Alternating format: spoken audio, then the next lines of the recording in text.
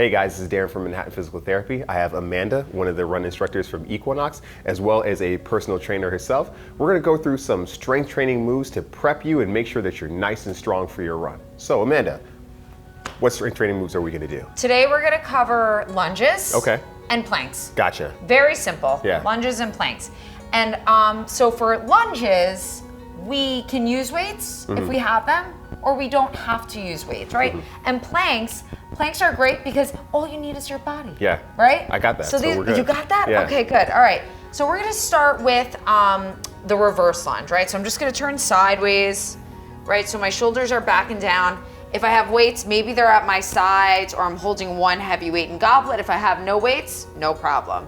And I'm just going down 90 degrees. I like my knee to just tap the floor. Little tap, coming up from my glute.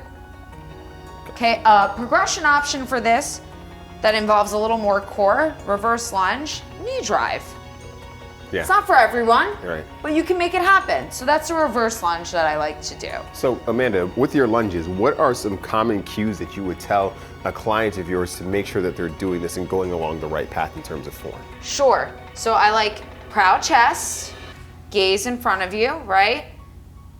Legs 90 degrees. And you want to make sure that your knee isn't going way over your toe, right? Or your back here, right? So right knee in line with ankle. Yeah. And then coming back. Gotcha. Yeah. Awesome. And then you can also do a little more challenging of a lunge, right? The farmer's carry or the forward lunge, right? So farmer's carry is when you see folks walking around the gym with weights going everywhere. Otherwise, you could bring it here, forward lunge, back to center. Just a little more challenging, working those quads in a different way. So that's the second lunge. The third would be a lateral lunge, right? Okay. So we're going to step it out to the right. Sitting in my glute, same thing. The knee is not coming way over the toe. We're sitting back and we're coming up, right? And so generally, 3 sets of about 12 reps, that's sufficient for our lunge series. So when we're doing the lunge series, we mentioned the reverse, forward, lateral lunge. A common thread seems to be that you're making sure that you're not coming too far over your toes, right? Yes. In whatever position that you're in. So you mentioned that cue of like sitting back into it, right? To make sure. 'Cause we got to use our butt. We got to use our butt, like we talked about earlier. Yes. The powerhouses are back here. That's right. We might as well use her. We may as well use them.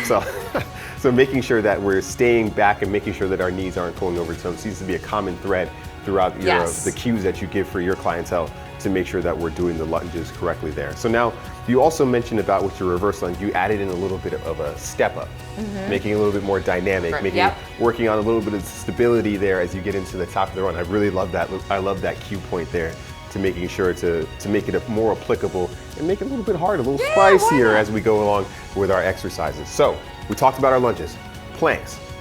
So let's do planks. So we're gonna start with a very simple plank, high plank. So shoulders are in line with wrists.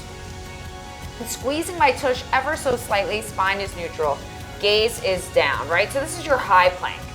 All right, if you feel good here, you're like, oh, I wanna take it to a new place. Elbow plank.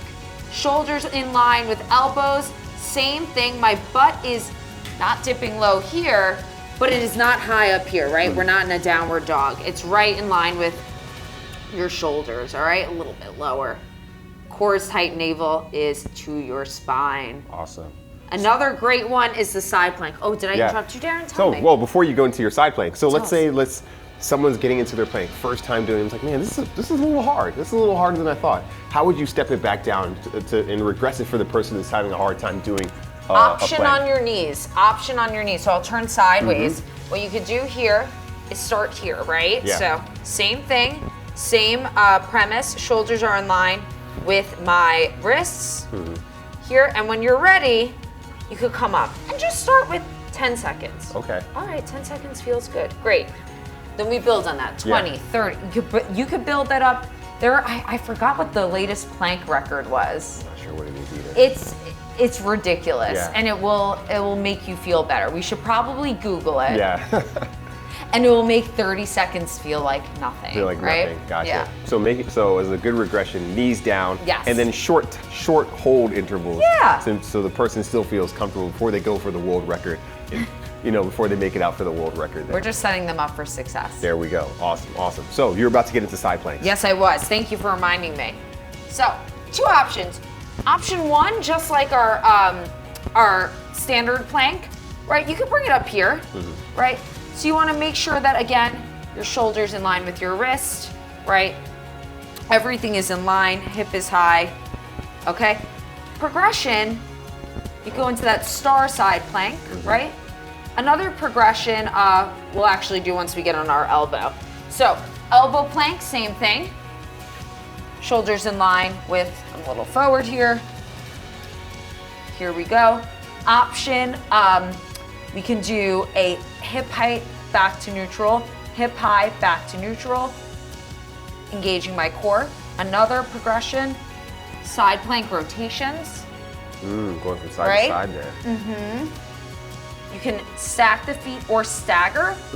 And a regression for the side plank, again, knees down. Yeah. Like